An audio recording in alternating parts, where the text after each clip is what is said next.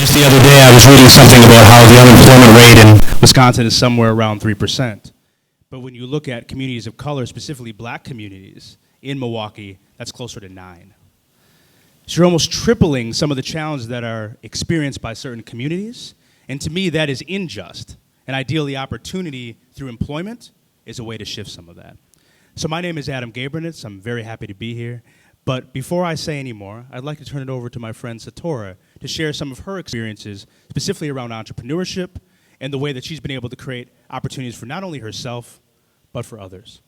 Sitora? Thank you. Hey everyone, I'm Sitora Takanaev. I've been a freelancer for over 20 years now, and my freelance career just happened. I always just followed the path, and it led me to opening my first business in 2014. It was the first real people casting company in Milwaukee, and 2 years ago I started developing a tech platform based on that, and it's called Ankada. It's a global community casting platform for authentic people and their stories. Our mission is to bring more diverse, authentic people in the media. So I was asked when we talked about this panel, Lisa asked us to bring something that people can take away, and I sat down and for a while reflected on how my career path unfolded, and I came up with 8 lessons that I've learned that I wanted to share today with all of you. And some of it may be just common knowledge, and you may already know about it, but those things always center me, because my presentation is called Mastering the Uncertainty, because that's what the freelance path is. But at the same time, I am an optimist, and I think that it's the best time right now to be an entrepreneur, to be a freelancer, and to follow your passion, for sure. So I'm going to start, and I'm going to just quickly go over them, and when this panel will be done, we can email you the presentation. Expand your skill set. Right now you can learn anything and everything online, and unintentionally that's what I did. I knew about 4 or 5 different software programs when I was starting out, and from there my income started building up. So that's very important that you diversify your income, you diversify your clients, and expand your skill set. So if you have more skills, you will be more marketable. And with online tools right now, you can learn any skill, and you can become master of any skills that are available to you. So that's one of the things that you can do. Research, find what you love to do, and do it. Find mentors. That's another big point for me. I love my mentors. That was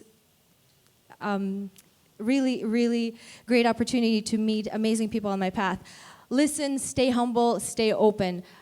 Always keep learning, keep growing. And that's, again, maybe a common knowledge, but sometimes when you're in it, when you're in that career path, you become just too focused on that destination. Simplify your life. That's another big lesson I learned. We all probably could consume less. We understand that now, right? And if you simplify your life and you only get what you need and focus on what you want to accomplish and not how you want to cover your expenses. So that's very important. Cherish your time. Observe yourself, discipline yourself. That's the biggest challenge I had as a freelancer, right? Because it's an ebb and flow. The freelancer is never a straight path. So you have to observe yourself and see patterns in your behavior that could prohibit you from the growth and from getting more jobs, getting more work, and staying on top of things. So being disciplined, cherishing your time, finding your flow. I always say create rituals. Don't create routines, because it helped me to create rituals that allowed me to open myself up to work every day and keep going with that. And stay calm and flexible. The biggest thing about freelance career and uncertainty is that a lot of times your thoughts can take over, and that your fears can take over, which will be in the next slide, but find balance is the next one. Cherish your health, foster connections, go within. that's something that I've been overlooking because, again, it's a very dynamic path. It's a very different path from probably traditional, having a job. And existing in a balanced way, I think, is a lot more important than what your destination will be. Conquer fears, believe in yourself, and it's a very simple truth, but the fears can hold you back. Because once you decided you want to go on that path, you better have no fears and just every day wake up in the morning and believe in yourself, because that's the only way you can keep walking. Enjoy the journey. There's no destination, only now. And I think that a lot of the times you can overlook important things that are happening around you if you're not enjoying your destination, if you're not enjoying your journey, if you only are focused on where you want to be instead of thinking where you are in the moment. What are the mentors you're meeting? What are people saying to you? Listen, again, going back to that, and enjoy the present moment because nothing really exists outside of now. I have to tell that to myself all the time because I tend to, like right now, I'm very nervous, but I tend to focus on my goals because I have really big dreams, and I'm sure all of you do have big dreams, but I think that the biggest lesson I learned is focusing on the now and taking it task by task, disciplining yourself is you're just going to get there for sure. I also will share some of the resources. The reason why I started Ankara is that I saw the opportunity I can bring to people.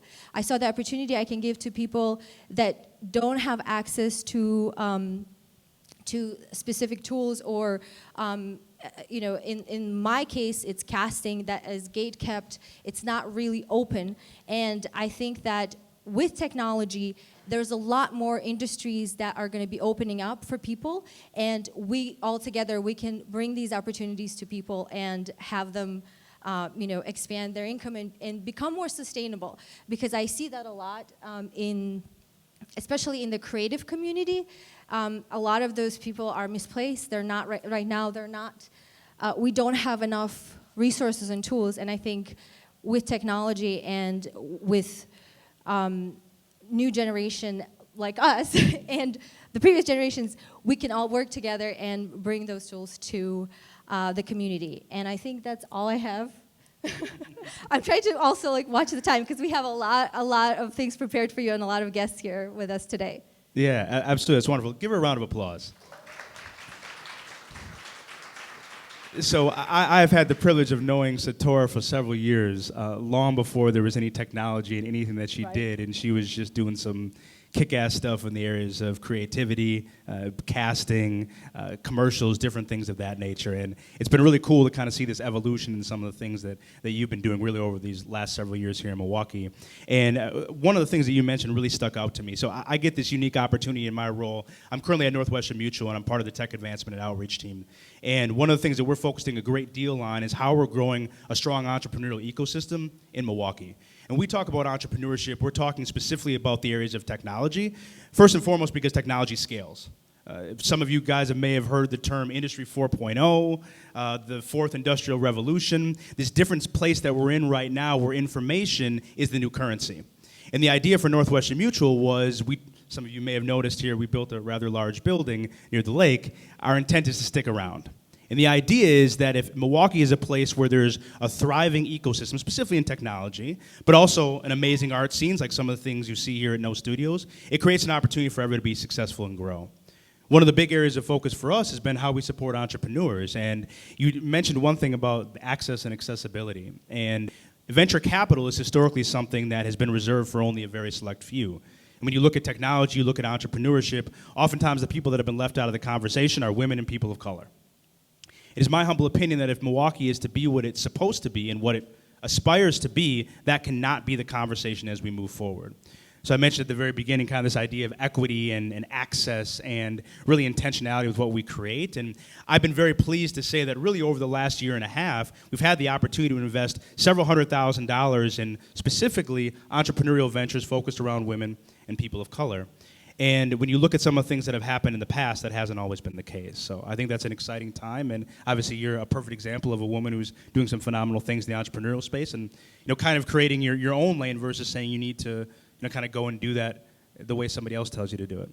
Yeah, absolutely. And I think, like I said, I've been traveling for the last 6 months, gathering users for my platform, and I go in indigenous communities and communities that are underrepresented in media right now, and I meet incredible, incredible people, amazing stories, and I see people just create. Every time, that's why I proudly wear this shirt, because I got it from a woman I met from Ecuador, and they're creating community, they're creating their goods, their product in a way, but that's what I feel like with what I'm doing, that's what we need to be supporting, just these grassroots, like you said, grassroots efforts for sure. Absolutely. So one of the things that, is anybody familiar with the IC Stars program? Has anybody heard of that before? Okay, a couple people in the audience. If you have an opportunity, look up the IC Stars program. It was a program that was started out of the Chicago areas, and it's I.C.Stars. And the idea behind it was that they are looking at finding people with the attitude, aptitude, desire to get into technology, who historically may have not had that in the past, skilling them up and getting them ready to go to work. And that's a really interesting thing, because if you can get somebody ready to go be a coder, do some work as a data analyst or whatever it may be in 3 to 6 months, that's a very different way to bring people to the workforce. And organizations like myself, for example, are looking at finding ways of bringing in unique talent and doing it faster. So I think what becomes kind of interesting is you can go ahead and some of the, I don't code, but the folks that I do know who do code say, I can hop on YouTube and find all this really cool information. I can go and I can get an MVP, a minimal viable product up, and get an app running, and somebody might buy that, or somebody might be able to go ahead and scale it, and I can make some money off of it. It starts to create opportunities for people to have access, get into things, and do them differently than just saying I need to go work for a company or I need somebody else's permission to hire me. I think that's a lot different than what we've seen in the past. And I also think it's kind of unique because we're getting opportunities to bring people in and give them chances to do the things that they're really great at. And our organization, as well as any organization, is trying to figure out how we find, retain, develop talent, and diverse talent. I think that's a big part of the conversation as well. And I also wanted to mention one thing. I feel like there is a certain type of personality. Do you know Alan Watts? Is this famous philosopher, and he puts people into 2 different categories, prickles and goos. And I always identify myself with the goo because, and to me, like, that's a freelancer mind in a way, entrepreneurial mentality. And I think that the society is mostly created for prickles. And right now we have an opportunity to change that and to bring, because every personality deserves a chance to thrive. And I think right now is a great time with actually working together with corporations and bringing the tools like what you guys are doing, and independent companies. We can bring those opportunities to people who can't function in the structural society the way it's built. The way it was built before these doors are now opening to everybody. Absolutely, absolutely. And that's really one of the really keys that I see moving forward with technology, this freelance economy and the ability to work and do things differently, is the idea is that everybody that wants to work should be able to have access to employment. And should be able to have access to employment that is also family sustaining. I think that's the really critical aspect about it, is work for $9 an hour isn't going to cut it. We have to be able to find opportunities for people to provide for themselves, provide for their families, do the things that make them feel dignified as part of society. I think technology and entrepreneurship is giving people those unique opportunities. Technology jobs are continuing to explode, and the money is there. Companies are paying them for it. In the creative space, which is dominated by technology, right? I mean, all those different things are going to become really critical, so anybody can find a way to fit into that differently than, I can only be an accountant. I can only be a lawyer, whatever it may be. Yeah, and I think now the question is, how do we bring these opportunities to people? How do we open the doors? Because even being in the startup world, it's not open to everybody. It's not open to everybody yet. Entrepreneurship is not open to everybody yet, because if you grow up in a certain household with certain ways of life, you don't have access to these tools. Your mind is not even open to that yet. So how do we get that to the next level? So we have all these tools now, and how do we get that to the next level? I'm just asking. Yeah, absolutely. Well, I've got a Solve couple. this problem now. Yeah, I'm gonna right now. I've got it all figured out. So I've got a couple things that come to my mind right away. Has anybody ever heard of generator or G beta? Okay, a couple hands in the air. Has anybody ever heard of the blueprint cultivator? Ah, that's the challenge. So the Blueprint Cultivator is a program that was started by Q and Khalif El-Amin, two young brothers from the north side of Milwaukee that were trying to figure out a way to create entrepreneurship opportunities for everyone. Nice. The access and the accessibility that you talk about. So they are now completing their third cohort, middle of December. I believe the first 3 cohorts that went through were all women and all people of color, which if anybody knows anything about accelerator programs, incubator programs, that's virtually unheard of. So those things are happening. I was thankful enough to be able to have the opportunity to support that program and help get it off the ground. So those things are happening, and I think the incubator programs, the accelerator programs, some of those things are great ways to take people who have ideas and give them some more opportunity, but it's few and far between. I think one of the awesome parts about No Studios is that it gets a chance for people to come together in creative spaces, connect to different environments, meet new people that they may not in a very unique environment. And there needs to be more No Studios. There needs to be more opportunities for people to get into accelerator programs and things like that. But there's certainly a lot more now than there was, even 5 years ago. Yeah, absolutely. And another thing that I mentioned in my presentation, mentors. Mentors is a big opportunity. We did that to each other for centuries. We had mentors. We had people who taught us skills that were passed along. And I think in this society too, listening to your elders isn't that common anymore. And that's what I think we creating a society, creating a community where you can have access to mentors, you can have access to people with experience. Some kind of a network would be, very beneficial. And I'm sure maybe some places already have that. Yeah, and it's on a smaller scale. Yeah, and it's constantly a work in progress, and I think that's actually a perfect transition. So being able to figure out what the different resources are that are in your community, and we'll talk about Milwaukee in particular, because of course that's where we are right now, and figuring out how we bring those resources to the people to allow them to have the access, to have the equity, to have the opportunity to create what they want for themselves. So I think that's a good opportunity and a good transition to bring one of our remaining 3 guests to the table. If I could bring Jasmine Johnson from Manpower Group up to the table, that would be wonderful. Please give Jasmine Johnson a round of applause, please. Jasmine, would you mind telling the people who you are? Absolutely. Thank you, Adam, and it was a pleasure to hear your story, Sitora. And thank you to the entire No Studio family and staff for having us here this evening. As Adam shared, my name is Jasmine Johnson. I am a proud Milwaukee native, of which I have found myself back home within the last year. Prior to that, I was working for a company that was not headquartered here, and my last role within that organization from a 12-and-a-half-year career took me professionally away out of the market.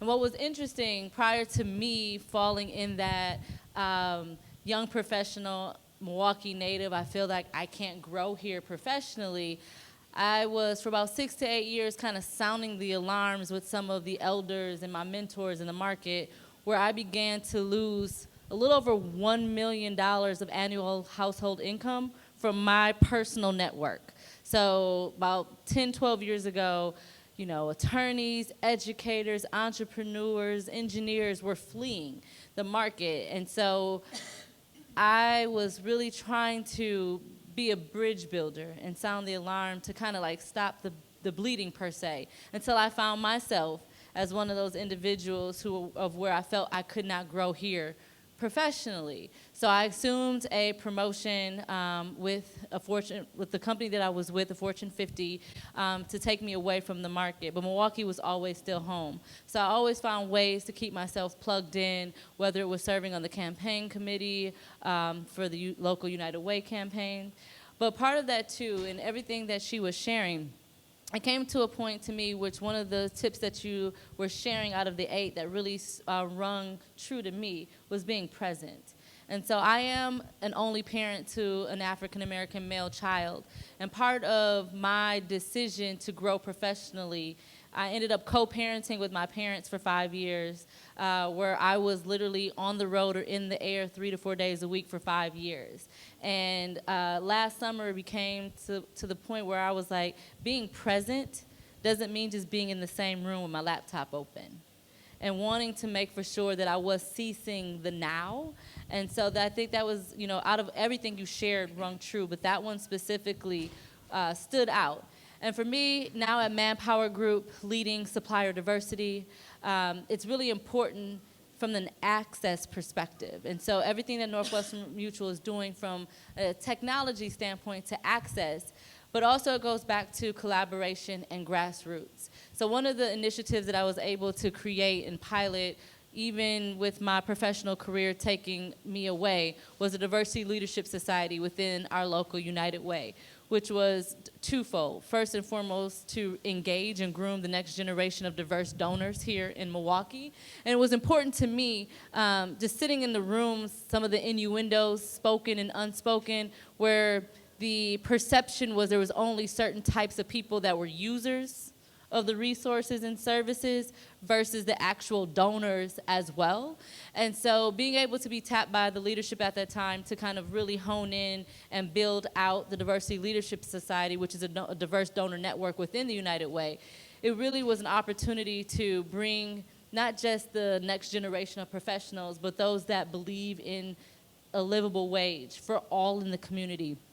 And part of our positioning phrase is, in addition to that, is working in a place of employment where you are filling with dignity and have the opportunity for advancement. And I think as a woman of color, we talk about the livable wage, but even in a corporate setting, it's not often that you feel on a daily basis that you're in an environment with dignity, as well as having an opportunity for advancement. And I feel truly that it comes not just to access, but to support. So when you look at additional revenue streams and you look at the data that we all are very much aware of, whether it's the access to employment or it's the skills gap, or it's even just having the exposure and the opportunity in a professional corporate setting, it's also important to look at the collaboration and the support that you give one another. And so several years ago, when we looked at recycling the black dollar, and on a national statistic, the black dollar only stayed in the community for 6 hours. 6 hours. Compared to other communities of color, specifically our Hispanic brothers and sisters, who were able to keep their dollar in their community for 7 days, and those in the Jewish community for 21 days before it left the community. When you look at 53212, and you look at more than 52% of leakage, meaning $43 million on an annual basis is leaving the community. Those dollars that are made in the 53212 zip code, but that those individuals are not living there. So they're making the money there and then taking those resources out of the community. It's about collaboration and access of partnership. So in addition to my corporate position and looking at social justice, because to your point, Adam, a livable wage where the average mean of household income for people of color in this metro Milwaukee area is $28,000. There's not much at all that can be done with that. And so looking at opportunities where I feel entrepreneurism is a state of mind. So I found myself bringing those elements into my corporate position and building my book of business or building my, access to partnership internally from an entrepreneurial mindset. And while, my faith may not be as strong as other individuals to go out and venture on my own, that direct deposit on every 2-week basis is very, comfortable. But for me, I know where my opportunity is to support, and that is investing. So being able to pool a few of my dollars together with a few of my friends and invest in entrepreneurs is an opportunity that we can be bridge builders beyond corporate, but also looking at ways from the next generation, because we all know about the talent shortage. You talked about the unemployment rates and how it magnifies in specific communities, specifically of color. But when you look at the opportunity, the workforce we have is the workforce we'll have. Meaning it takes 18 years, and some with working permits, of course, as 14, 15, 16-year-olds. But for a full-fledged participant in the workforce, it takes 18 years to groom the next one. So it's either we look at getting those individuals who have been on the sidelines, whether it is, history and involvement in the criminal justice system, individuals who have been left out or haven't skilled up and learned additional skills along the way. Those are sheer opportunities from a social justice standpoint to bridge those gaps, but also leverage your human capital, your social capital, your for real in your pocket capital, to be able to look at additional revenue streams to really build and lift as we go. And so I know that when you look at from a social justice perspective, being an advocate day in and day out, no matter where we sit, and being willing to be that voice is something that is important for each and every one of us to do. Our reach is different. I can't do what Adam does. Adam can't do what Sitora, but we weren't created and intended to do that. But being able to use and leverage the platforms of which we're blessed to be in order to make a difference, and being able to collaborate. The greatest skill gap that is the most difficult to fill that we see from a Manpower Group perspective is in the skilled trades. And I know I'm probably going to tell my age a little bit, but for those that are under 30, did you have shop class growing up? What? Oh, actually, it was similar. I'm from a different country. Okay. But it was a similar class. Yeah, I know what you mean. But shop class is not necessarily offered in the school system like it was before. And so when individuals no longer have the exposure to opportunities from a traditional or non-traditional pathway, now that's where we see a tremendous skills gap and the most difficult to fill roles and responsibilities from an occupational standpoint. But being able to collaborate, and even, growing up in Milwaukee, pulling on individuals like Dr. Walter Lanier and being able to lean on that wisdom. So mentorship is very important, but finding ways to gain partnership, because I do believe that partnering makes perfect, and being able to lean on the wisdom, but also have the willingness of elders to want to bring the young people along. And Dr. Walter Lanier has been a prime example of being able to leverage his position as a man of faith, his position in academia, his position from being in faculty and education, his position in fighting for social justice. Our paths crossed during the NAACP, and at the time being able to bring younger people from a social activism standpoint. He was one of those elders that were willing to create space and a platform for a voice. And for me, that has been tremendously beneficial because oftentimes as a younger person, we feel that our voice is silenced. And when you have an elder that's willing to not just listen, but ask you your opinion, bring you into rooms, is definitely something that has been beneficial to me, and I feel obligated then to pull back and open up a door, pull up a seat at the table for those generations behind me. So at this time, I would like to ask Dr. Walter Lanier to come and join us here on stage to really, from his lens and his perspective of how the next generation of the economy can be from what he wants to share with us.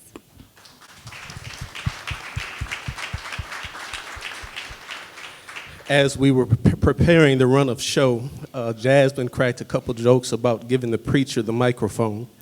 I want you all to know what I think she went over the 5 minutes she said she would do. Surprise, surprise, it was her, right? Great to be here. Congrats and thanks to No Studios. Glad to be on the stage with this austere group. A deep topic. With a lot of nuance, a lot of flavor, and I could enter from a lot of places. I think I'll start, I think one of the most important things, well, quick history.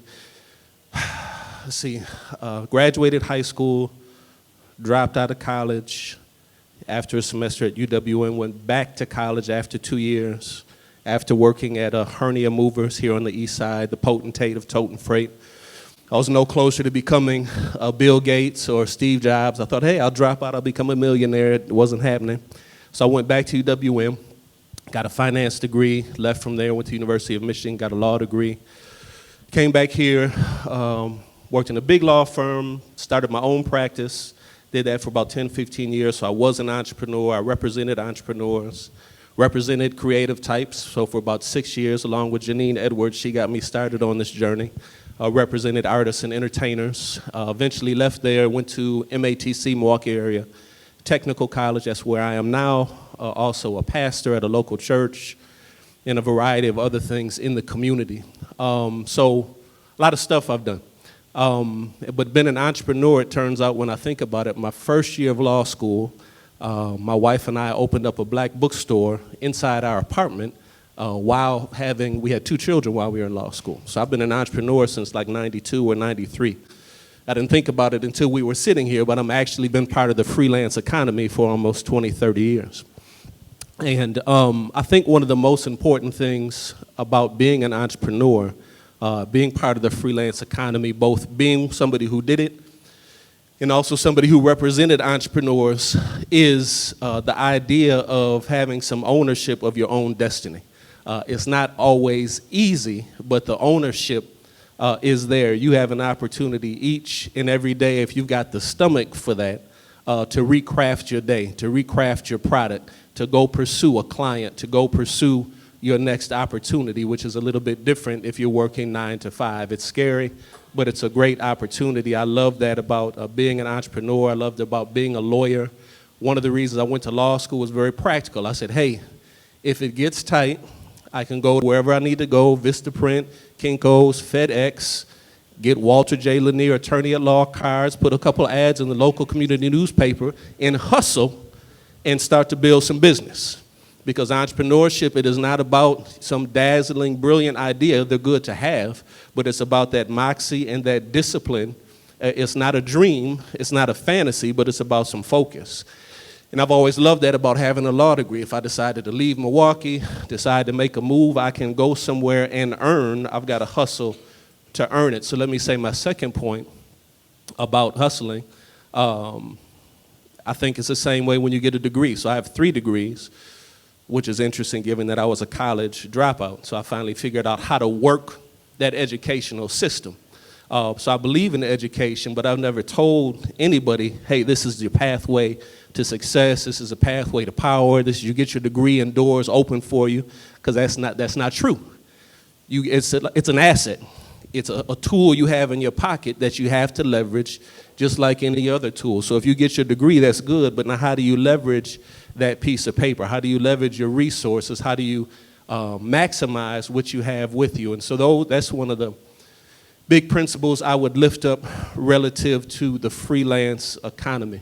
The other thing I'll say, and I'll be briefer than your 5 minutes, so my man can come up, and then we can have some dialogue. I work at the community college, Milwaukee Area Technical College, and I think community colleges everywhere are a subtle, hidden sweet spot for the freelance economy. A, it costs less. B, you can get your skills or credentials or degree quicker. I was doing some research on the freelance economy, the gig economy, and it said that those who are in that economy do more learning, take more classes than those who are in 4-year institutions, because you got to get your skills, get to market, and make a difference. And so that's one reason the community college is really important. The second reason, especially here in Milwaukee, when we talk about all the ills that face us, is it is arguably the most diverse building, the most diverse institution in the state of Wisconsin. It is a majority, quote unquote, minority institution. It's 22% men of color, about 25, 27% women of color, all ethnicities, orientation, countries of origin. You have people coming in to get GEDs. You have people with PhDs returning to skill up. And so that is a unique space in this city and in other cities like ours, where if you want to tap in to diversity and naturally go into an organic space where diversity is occurring naturally, not perfectly, but where it's occurring, it's at that community college. So it's a rich place, a rich institution where a lot of things can happen, a great place for somebody who wants to be a freelancer, a gig economy, to learn some trades, to learn some skills, to get an entrepreneur certificate in 6 months and get out and put those things to work. So I'll stop there so we can bring our other panelists up and have some more dialogue. Sean, come to the stage. Come to the stage. Yeah. Of course, you do the same thing. We'll let you give your intro. Okay. I guess I'll start by introducing myself. My name is Sean Wanzo. I created a company called Conduit LLC, and originally wasn't slated to be on this panel. And sometimes you got to watch what you wish for, because after sitting here and listening to these highly credentialed people, yeah, so now I got to find a way to add value to this conversation. First, I'm just going to start out by speaking from the soul. I'm a formerly incarcerated person, so I have a little different story, and I definitely have a different path to entrepreneurship. My odyssey with the system started in '99, and it just recently ended 4 months ago. So the reason why I decided to jump into the entrepreneur space is because I was having trouble finding a job, even though my crimes have been over almost 2 decades old. So as far as the freelance economy and the gig economy, you know, for me, so far, you know, I've only written off a few invoices, but things are trending upwards. So I definitely have some advantages, though, even though I've been incarcerated before. It just happened earlier. I have pedigree. A lot of people recognize my last name, and people in my family have, you know, they have high credentials, but it's not that way for everybody. So when you look at the freelance economy and the gig economy, there's definitely a lot of advantages, even for a person that has doesn't have a clean record. There's definitely ways, and a lot of people, you know, Adam is one of them, who I got the chance to sit down with him, and that was a huge moment. Being able to sit down with him and Todd Cullen at Northwestern, that doesn't happen for everybody. And that meeting only happened because I knew someone that knew someone. That's how it works. But no, there is no but. So the freelance economy and the gig economy, it's definitely, I've gotten a chance to get connected to Naira Jordan, G-Beta Social Impact Generator, a lot of opportunities for myself. But the company that I created, walk backwards a little bit, Conduit LLC, I decided to jump in that space, and I did. That's what I did. I jumped in that space because I know that for whether it be formerly incarcerated people and just a lot of other demographics that you can connect to underserved populations and underprivileged populations, you know, the two main things that a person needs to kind of build their life is a job, you know, an income of some sort, and housing. So I decided to jump into a space where I created my own workshop and training called the Perception Benefit, which what it does is it gives leaders in the community and employees the skills and tools to connect to other people from socioeconomic backgrounds and ethnic backgrounds. And what it does is it removes a lot of the stigmas. You know, when you look at formerly incarcerated people that come from non-traditional backgrounds, that come from underserved communities, that, you know, some people that are already in these spaces, you know, they can't relate to because of their backgrounds. So that's why I decided to jump into the space.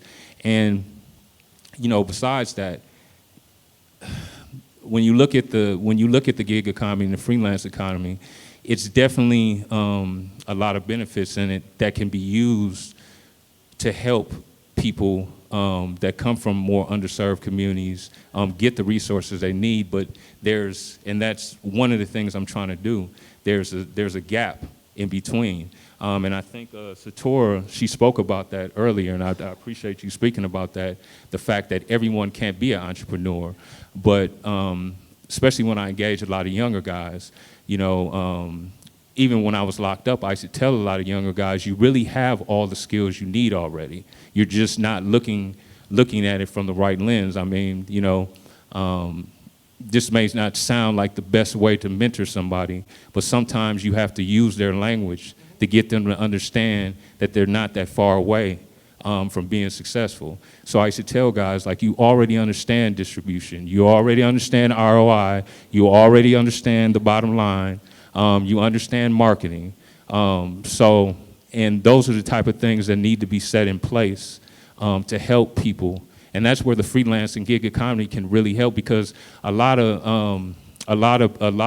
men and women, that are, either locked up or that just come from non-traditional backgrounds. They may not be, they may not, have the mentality to go work for a big corporation, but they can be successful entrepreneurs. And being successful entrepreneurs, the skills, they just need the life skills and some of the skills necessary to be successful as entrepreneurs. So, and besides that, and it brings up another conversation that I've been having lately, as far as, and that's why this is important, as far as the type of mentors that's needed to connect the people from underserved communities with the necessary resources and skills.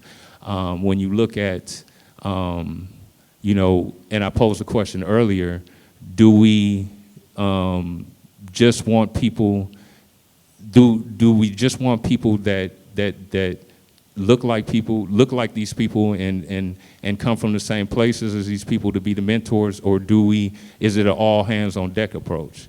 So, I believe it's an all hands on deck approach. And besides that, I'm also a UWM student.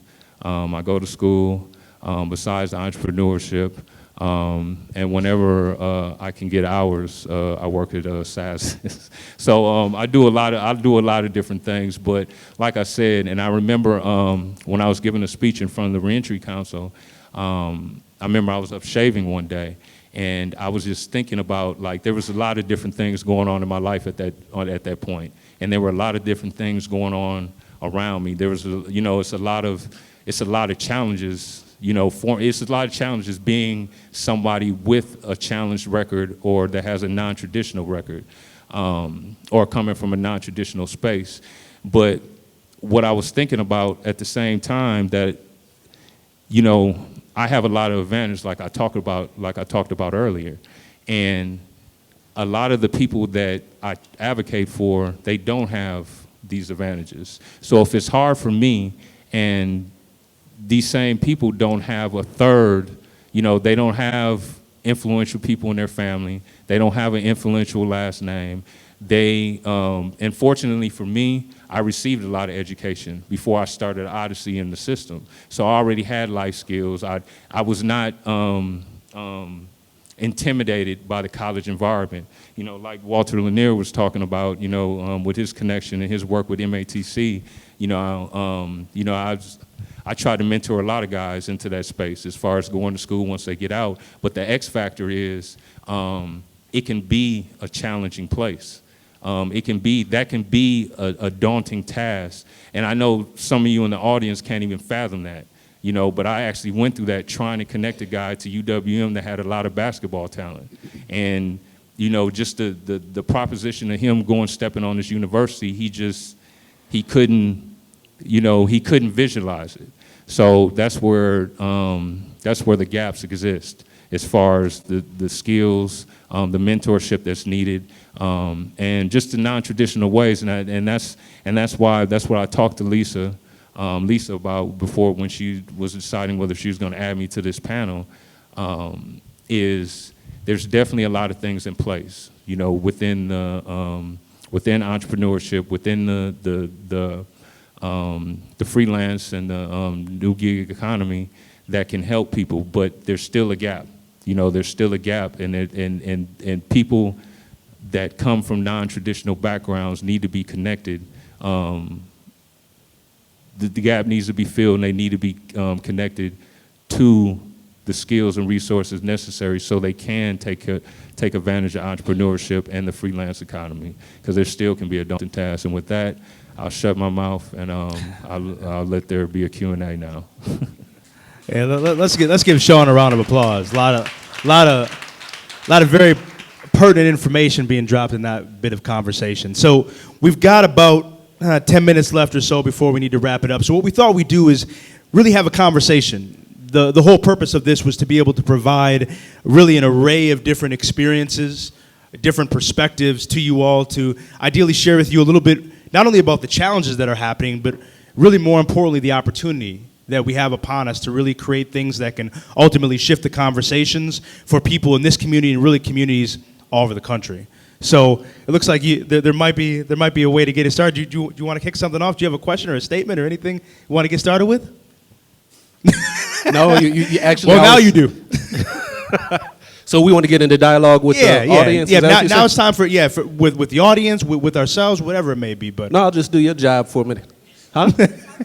No.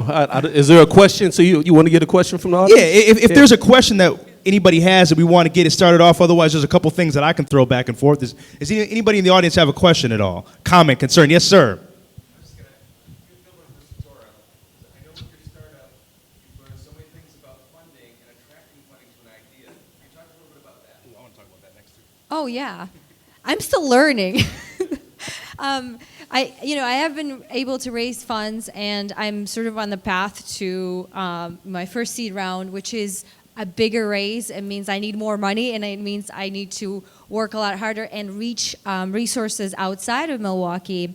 I think it's tricky because there are so many times where I had these meetings that were set up with, for me to come and bring my idea and pitch it. And I do feel that there's still a stigma of sort when I start talking as a young woman coming in a room with, it's mostly older males. I'll be very honest, like it's just my experience that I sometimes don't even get to say a word before I get interrupted. And I've been in this industry for 20 years. I know exactly what I'm doing every single day because I've birthed this company. I know all these little details and, presentation, everything. And the immediate reaction I get is, just sort of like, oh, nice idea, great, It's a different story, and again, I'll be brutally honest, it's a different story in San Francisco. When I go to San Francisco, I am heard. I can see in people's eyes, I can see they're listening to me. They're not just dismissing me because I walk looking a certain way. They are listening to my ideas and my experience. They respect me. And I don't get enough of this here. And there is a lot of opportunities that I got here, definitely. But I think it's not only me. I have a dear friend who is also doing the same thing I'm doing, and he's a black male, and he has the same barrier. So even if we say those doors are open for funding, it's a fraction of the money that are being put in these communities. It's just a small fraction. And to get to that level, you have to have connections. It's what it's the fundraising. It's all about connections. We can put so many different words on seed round, this or that. No, it's really about connecting to the right person who has the money. And our communities, immigrant communities, people of color, historically, we didn't have connections that could lead to the higher, funds and budgets to be spared. So now I think is the time for us, again, we're coming back to working together. How do we open doors to more funding that could lead to more companies like Sean was talking about? I'm sure they're brilliant young people who can use that money, but how do we open that chest of treasures? I don't know that. So I don't know if it even answer your questions, but that's my personal experience with fundraising here. And we're doing great. It's not like we're making money. We are a very successful company. So it's not stopping me by any means, but it's also opening my eyes to what's happening around me for the first time. So, sorry, I went on a little rant there. Yeah, that is a great point. It is about addressing the stigma. Because whether it was entrepreneurism or in the corporate community as well. I was literally during the reception area talking to a person, and they're asking me, how does it feel to be back? And I'm like, honestly, it feels like Bill Murray in Groundhog's Day, where I have honestly, and I was sharing with my parents, I literally had this conversation during the reception area just several moments ago. And it does feel like I've been gone for so long, but time stood still. It's like a time warp, and it is the mentality of this market. So when you mention San Francisco, whether it's Chicago, whether it's New York, in larger markets where diversity is embraced in a different way, it's a completely different conversation. And I was actually sharing with my parents a few weeks ago, not questioning whether or not I made the right decision, but questioning whether or not I made the right decision, that re-entry into Milwaukee after being gone for 5 years in a major market has been traumatizing. And it is a lonely place, whether you're an entrepreneur seeking funding. When you are a person of color or come from a non-traditional background or have just been human and need a second chance, when you are carrying the burden of constantly being the only one in a room, as well as then therefore carrying the torch for everyone that looks like you, whether you've met them or not, it is lonely and it is exhausting. And whether you're going to meet with a funder or you're going to your job that day, the things that you have had to carry, whether it was your cousin that you're dealing with in the inner city that got hit by a car, or you're terrified when your son of color is with his coach in Brookfield, and you're like, you stay with your coach, you don't walk off, you make eye contact, keep your... By the time I get to work, just to walk through the door, it has been a success factor.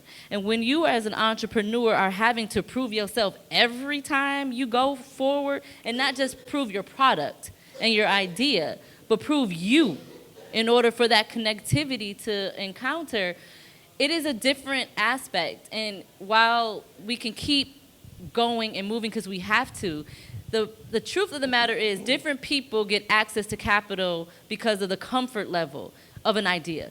While there's nearly $4.5 million currently in the city being raised for some beautiful light bulbs on a bridge, versus her having to prove her idea, it is a different level of access from a comfort level. So until we all agree to get beyond our comfort zone and stretch ourselves to connect intentionally with people who look different than us, it is only at that moment when we can see true headway on one end, but you have to continue to support individuals like Adam, who's leveraging his platform inside his corporate building to bring along other people as well. Was that a good answer? that was a great question. I mean, and it brings up a lot of different things as well. So I want to address a couple things real quickly. When you talk about funding, there's a lot of obviously different aspects of funding. We talk about traditional venture capital. Yeah, virtually none of it goes to people of color and women. That's been a historical trend for quite a long time. One of the things that I'm kind of excited about, though, is there are a couple organizations in Milwaukee and Madison area that are trying to figure out different ways to bring capital, specifically to women and people of color. So I have a friend of mine named Dana Guthrie who currently works over at Johnson Controls, and she started a angel investment firm called Alchemy Angel Investors. She started this probably about a year ago, and it was because she's a woman of color in technology, also an entrepreneur who, again, was having the same experiences of the fact that she wasn't either being allowed into those rooms or not taken seriously. So she said, I'm going to go ahead and create something different. So she's looking to continue to grow and build her fund out. So that's one thing. It's one thing. So if people are interested in connecting with her, please let me know. I'm happy to make that connection. There's also an organization called Doyen Group out of Madison. So they actually did a pitch event here at Northwestern Mutual just a couple of days ago, and they focus on almost this incubator accelerator type program with funding at the end of it to support women and women of color entrepreneurs in Madison and now the Milwaukee area. Again, unfortunately I just named two, but there is kind of a recognition of the fact that oftentimes venture capital and funding outside of your friends and family is reserved for the select few. And to me, justice says a lot about access. And says a lot about everybody having accessibility to the same things to then be able to elevate themselves, and that's a big area that we need to focus on and bring more of that to people.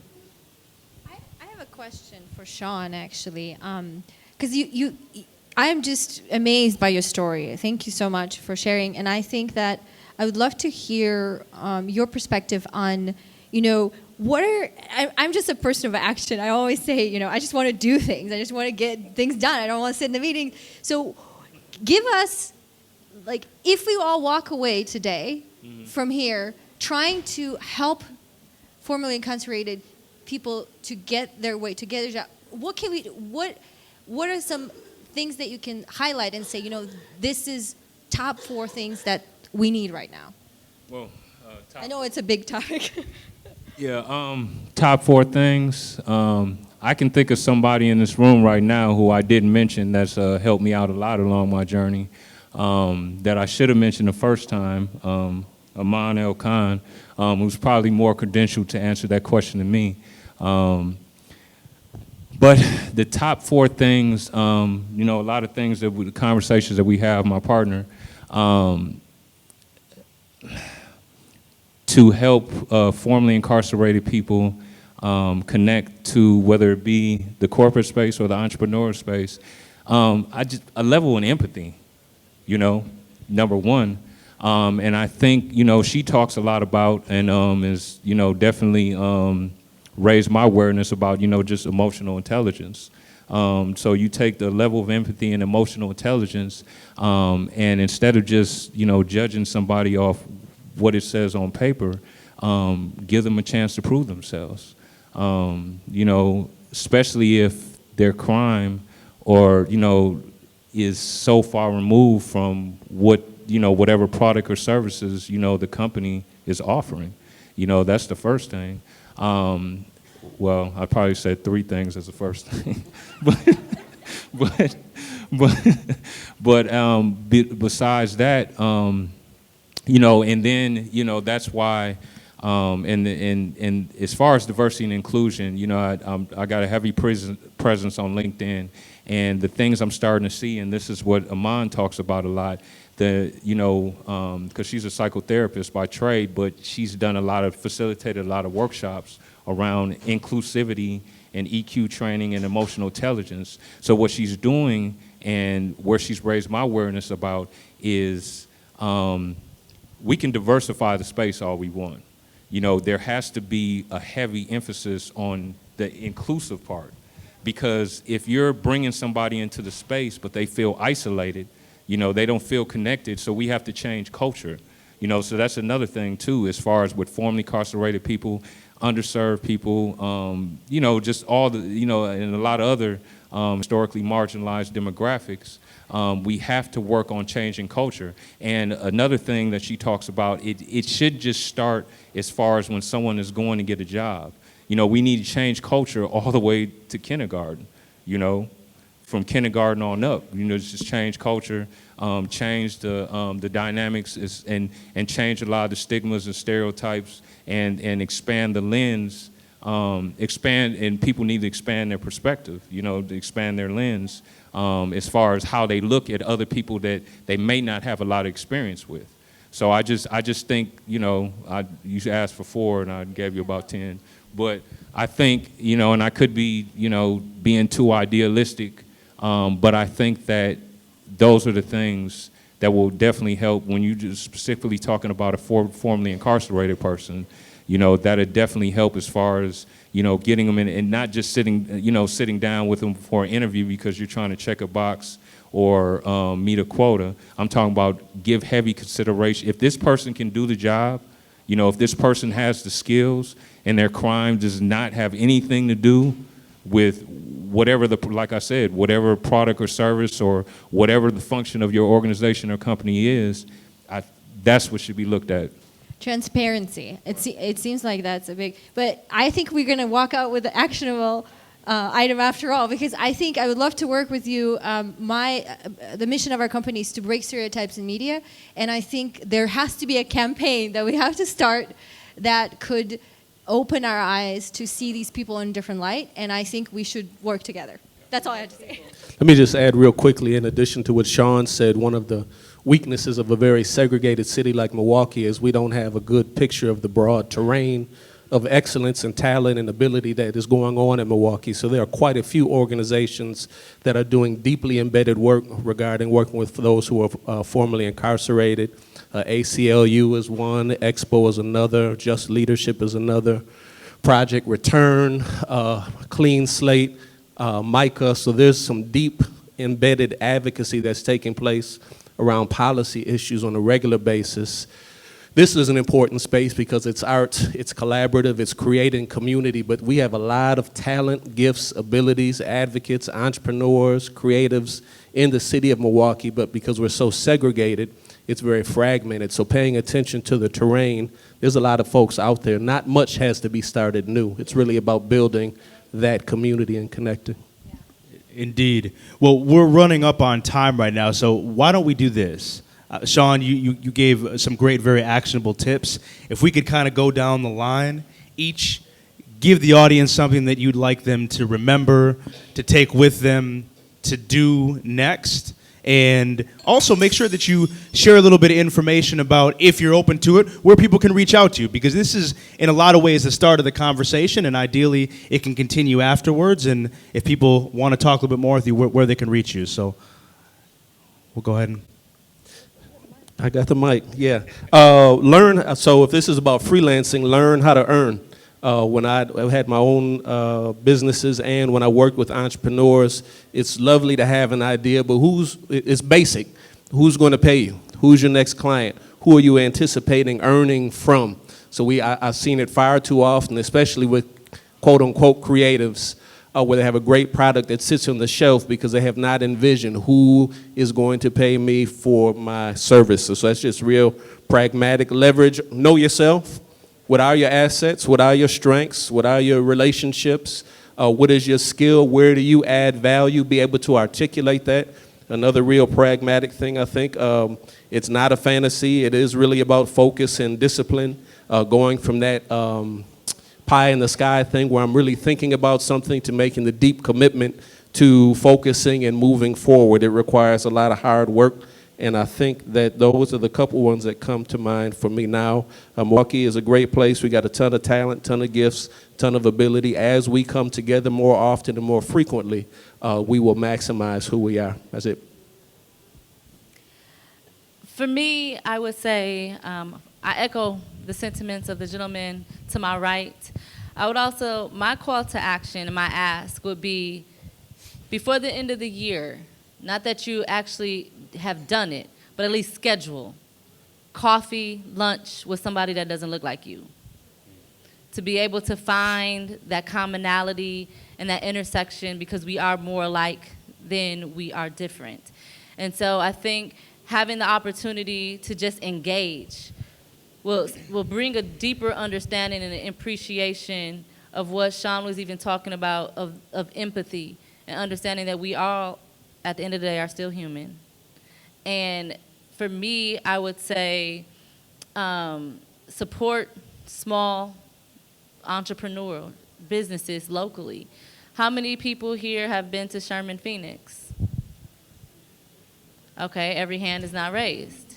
And the reason I say that is beyond just Sherman Phoenix or an entrepreneur here like Sitora, move a pair of shoes or give $100, find a way to invest in a business. Because at the end of the day, those are the individuals who are also giving the second chances to the people in the community as well.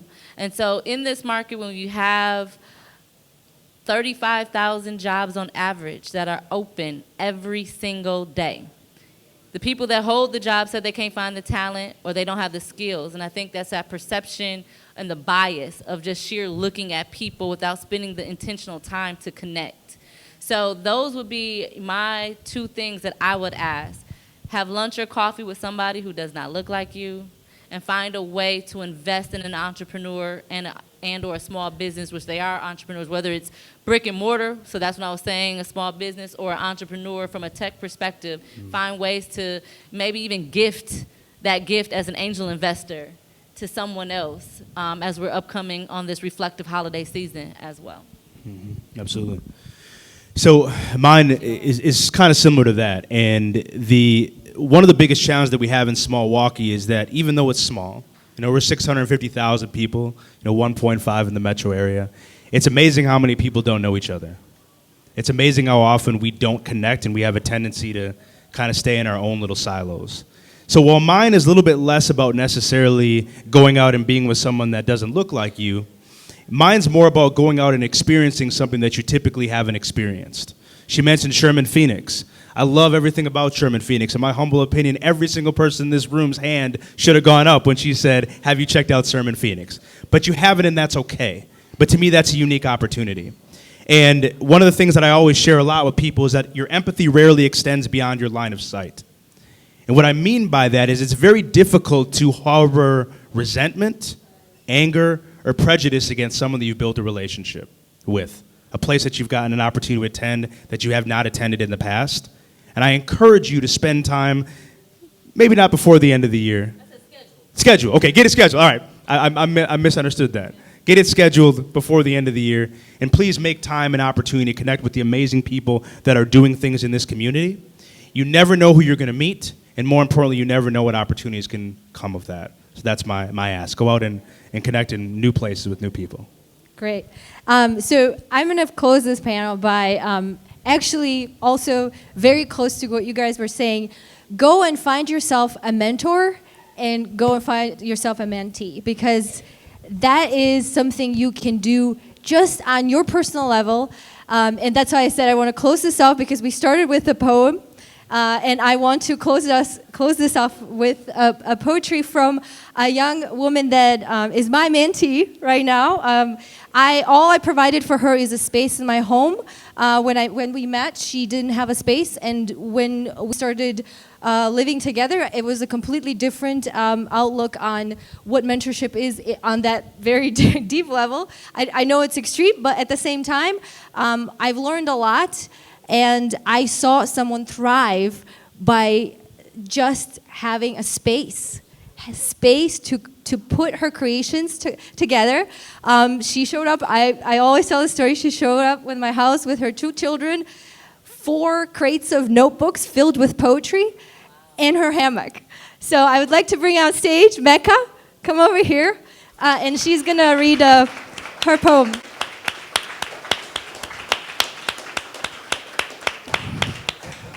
So mentorship coming and bring full circle. So since she started living in my home, she was able to put together her first poetry book. And I think she can take it off from there. Okay, thank you. Thank you. Hello, family. Some of you might know me by the name Chloe. I just want to give a shout out to all the ancestors, the land we're standing on, Minnewaking. I'm so grateful. Okay, so I'm going to read a piece called No One Is Coming.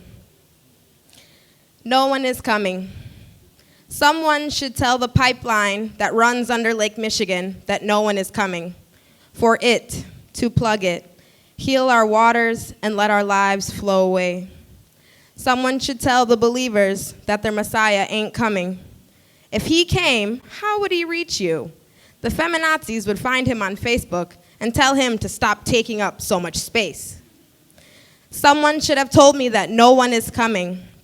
The closest thing to a knight in shining armor are people that call themselves niggas and trade their shields in for slugs. Someone should warn the youth that no one is coming, to take their hands out of their phones. Our generation will gladly waste away if given enough glow. No one is coming, no one is coming, no one is coming, to tell us to love our brothers because their pain is ours, our own. No one is coming to give us our freedom wrapped in a bow and a pilgrimage to Africa in a box to go. If I can't save me, no one will. If I can't love me, no one will. If I can't heal me, no one will. Thank you.